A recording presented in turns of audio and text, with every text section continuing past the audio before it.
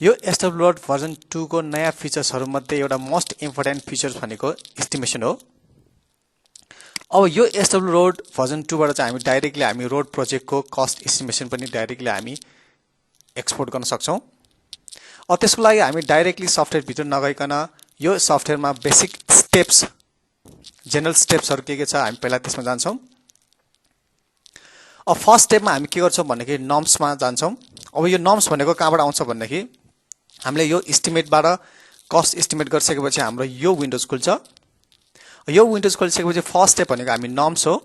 अब नर्म्स हामी पहिला सिलेक्ट गर्छौं। पहिला यो एडिट नर्म्समा चाहिँ हामी के गर्न सक्छौं भन्दाखेरि डिफल्टमा चाहिँ SW लोड भर्जन 2 ले चाहिँ डिफल्टमा चाहिँ DOR को नर्म्स राखिएको छ भन्दाखेरि यदि हामीले चाहिँ डोलीडार को नर्म्स युज गर्ने हो भन्दाखेरि हामी त्यो डोलीडार को नर्म्स पनि हामी कस्टमाइज अथवा एड गर्न सक्छौं। जुन मेटेरियल अथवा जुन स्ट्रक्चरहरुमा जुन मेटेरियलहरु राख्छौं त्यो मेटेरियलहरु सेलेक्टिभ एक्टिभिटीजहरु चाहिँ हामी यहाँ एड गर्न सक्छौं।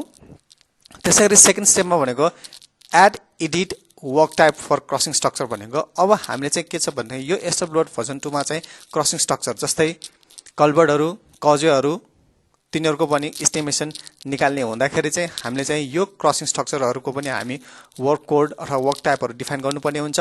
हामी यो एडिट वर्क टाइपमा जान्छौं।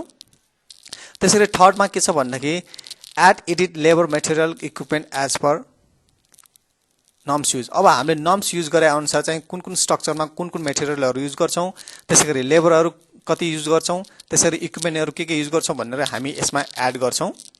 यदि डिफल्टमा भएको छ भन्दाखेरि हामी त्यही युज गर्छौं। यदि हामीलाई नयाँ चीज चाहियो, नयाँ लेबर अथवा नयाँ मेटेरियल नयाँ इक्विपमेन्ट चाहियो भन्दाखेरि हामी यहाँबाट चाहिँ हामी इन्ट्री गर्न सक्छौं।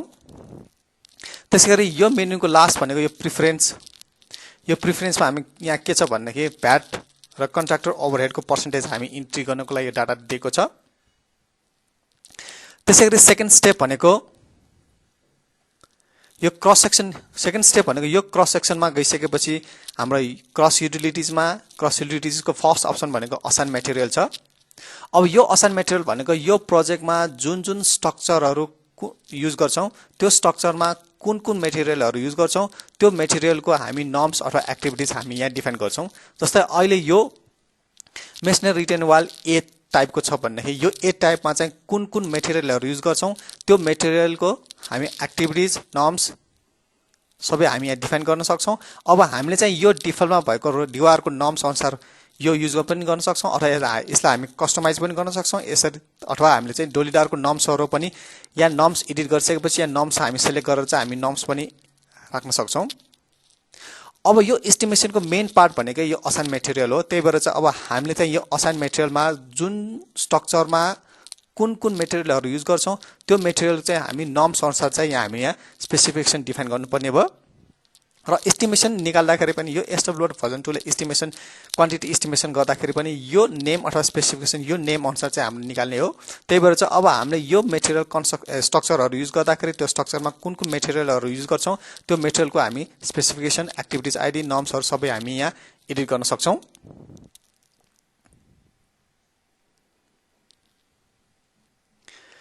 त्यसै थर्ड स्टेपमा के छ भन्दाखेरि हामी कस्ट एस्टिमेटमा जान्छौं। कस्ट एस्टिमेट निकाल्नको लागि फर्स्टमा हामीलाई के चाहिने भन्छ भन्दाखेरि रेटहरु चाहिन्छ। अब rate entry for transportation distance. अब यो फर्स्ट ट्रान्सपोर्टेसन डिस्टेन्स भनेको सपोज कुनै एउटा सिमेन्ट जस्तै एउटा एक्जाम्पल सिमेन्ट एउटा हामी साइटतिर लग्दाखेरि कति डिस्टेन्स ट्राभल गर्नुपर्ने हुन्छ। जस्तै अब हामी ब्ल्याकटप रोडमा कति ट्राभल गर्नुपर्छ, ग्राभल रोडमा कति ट्राभल गर्नुपर्छ, त्यसरी अटन रोडमा कति ट्राभल गर्नुपर्छ अथवा साइटसम्म पुर्याउनलाई भरियाले कति डिस्टेन्स ट्राभल गराउनु छ, बोकाएर लग्नु छ, त्यो डिस्टेन्स हामी ट्रान्सपोर्टेसन डिस्टेन्समा इन्ट्री गर्छौं।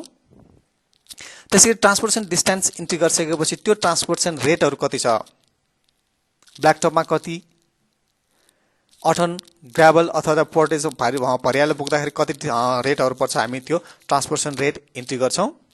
त्यसैगरी यो थर्ड स्टेपमा यो रेट इन्ट्रीमा छ। रेट इन्ट्री भनेको हाम्रो मेटेरियलको रेटहरु कति छ, इक्विपमेन्टको रेटहरु कति छ, लेबरको रेटहरु कति छ, एज पर हाम्रो डिस्ट्रिक्ट रेट अथवा नर्म्स अनुसार हामी युज गर्न सक्छौं।